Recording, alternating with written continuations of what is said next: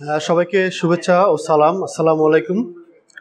আশা করি সবাই ভালো আছেন, সুস্থ আছেন।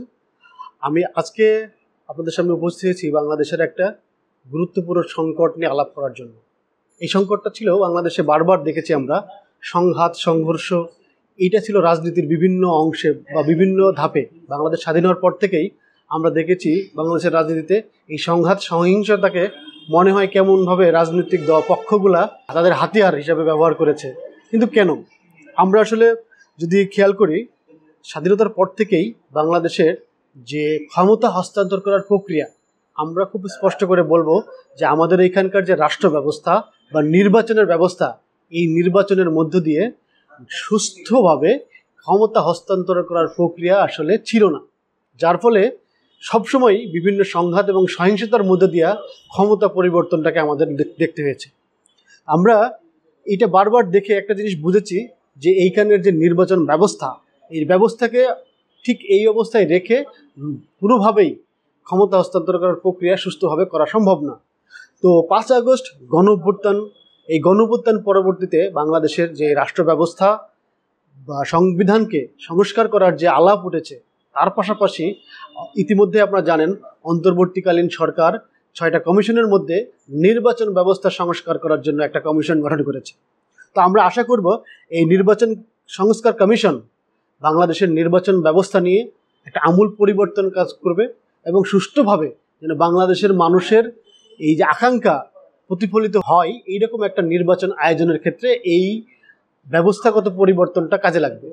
মানে আমরা এখানকার মানুষের নিরঙ্কুশ ভোটাধিকার প্রয়োগ করার যে ক্ষমতা, একই সাথে এই ভোটের রায় যেন মানুষের পক্ষে থাকে, মানুষ তার অভিপ্রায়টাকে বা মানুষ তার চাওয়ার প্রার্থীকে ভোট দিয়ে ক্ষমতায় বসাতে পারে, এইরকম একটা ব্যবস্থা তৈরি হবে। এবং একই সাথে পুরো রাষ্ট্র ক্ষমতা হস্তান্তর করার ক্ষেত্রে কোনো প্রকার সংঘাত সহিংসতা না, একটা পদ্ধতিগতভাবে ক্ষমতা হস্তান্তর করার ব্যবস্থা থাকবে।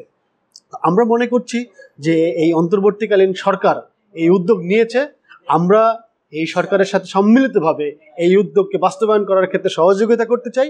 এবং আমরা জানি যে নতুন এই অন্তর্বর্তীকালীন সরকারের যে কাজ আছে, এই কাজের মধ্যে এই সংবিধান পরিবর্তন করা আর রাষ্ট্র ব্যবস্থা সংস্কার করা, এই কাজগুলোকে শেষ করে একটা নির্বাচনের দিকে আমাদেরকে যেতে হবে। এই জাতীয় নির্বাচন আয়োজনের পাশাপাশি আমাদের সামনে রয়েছে স্থানীয় সরকারের নির্বাচন। তো আমরা মনে করি যে নতুন নির্বাচন ব্যবস্থায় নতুন পদ্ধতিতে জনগণের ভোটাধিকার যেখানে নিরঙ্কুশ থাকবে, সেই নির্বাচনে রাষ্ট্র সংস্কার আন্দোলন সারা দেশে সকল সংসদীয় আসনে তার প্রতিনিধিত্ব নিশ্চিত করতে চাই। একই সাথে স্থানীয় সরকারের সিটি কর্পোরেশন, পৌরসভা, উপজেলা, ইউনিয়ন পরিষদ সহ স্থানীয় সরকারের সকল পর্যায়ে তার প্রতিনিধিত্ব নিশ্চিত করতে চাই, নির্বাচনে অংশগ্রহণ করতে চাই।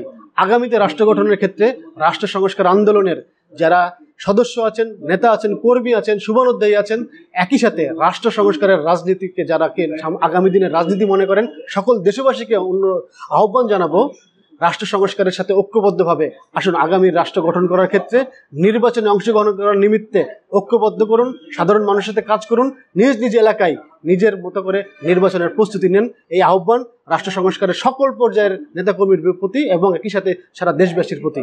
সবাই ভালো থাকবেন, সুস্থ থাকবেন।